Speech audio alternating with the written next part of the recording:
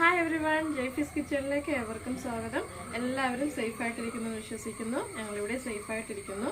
അപ്പോൾ ഇന്ന് ഞാൻ വന്നിരിക്കുന്നത് ചക്ക ഹൽവയുടെ റെസിപ്പി ആയിട്ടാണ് വന്നിരിക്കുന്നത്. അപ്പം ഇത് നല്ല മഴയത്താണ് ഞങ്ങൾ ഉണ്ടാക്കിയത്.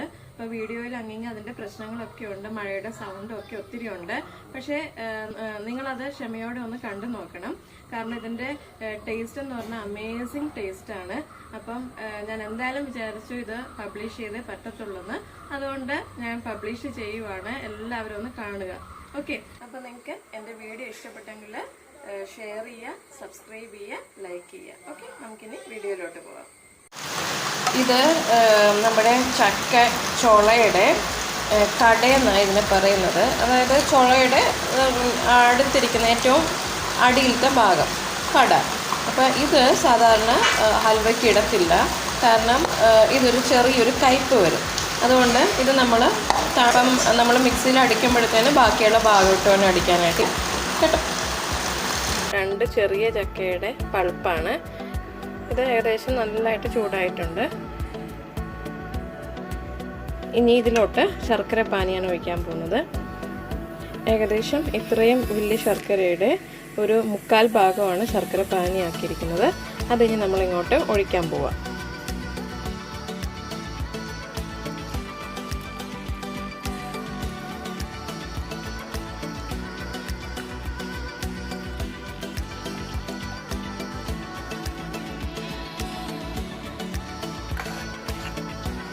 നല്ലപോലെ ഇളക്കി യോജിപ്പിക്കുക.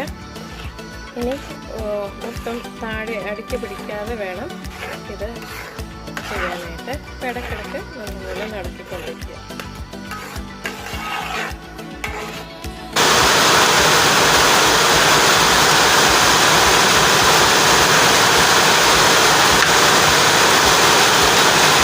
വെളിയിൽ നല്ല മഴയാ, സൗണ്ട് നിങ്ങൾ കേൾക്കുന്നുണ്ടാവും.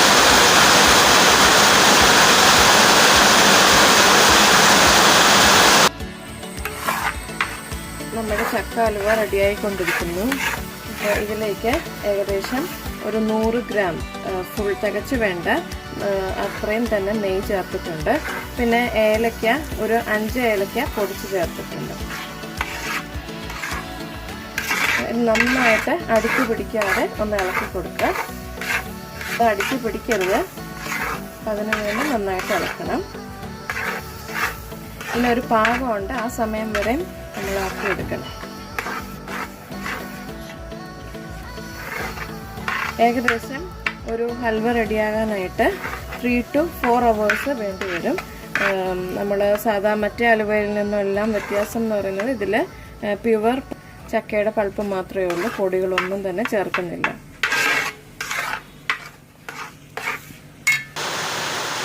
ഉരുട്ടുമ്പം ഉരുണ്ട് ശരിക്കും വരും, അതാ പാകം. ഇത് നല്ല ചൂടുണ്ട്, നമ്മളിപ്പം അതിൽ നിന്ന് എടുത്തതാണ്. ഇതേപോലെ കണ്ടോ ഉരുണ്ട് വരും. നമ്മുടെ കയ്യിൽ ഒട്ടുമേ ഒട്ടിപ്പിടിക്കത്തില്ല. ഞാനൊന്ന് നടന്ന് കാണിച്ചു തരാമേ. കണ്ടോ, ഇങ്ങനെ ഇവിടെ ഇരിക്കാനും ഒക്കെ നല്ലതാണ്.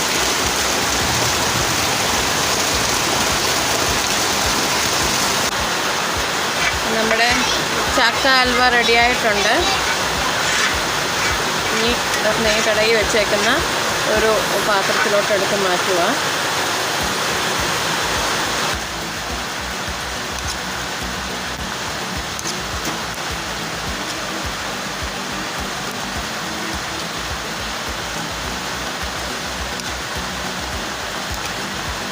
നമ്മുടെ ചക്ക ഹൽവ സെറ്റാക്കാൻ വെച്ചു.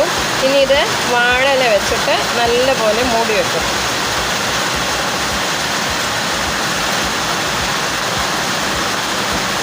ഇത് നല്ലപോലെ സെറ്റാകാനും അതുപോലെ ഒരു പ്രത്യേക ടേസ്റ്റും കൂടെ കിട്ടും ഇതിന്.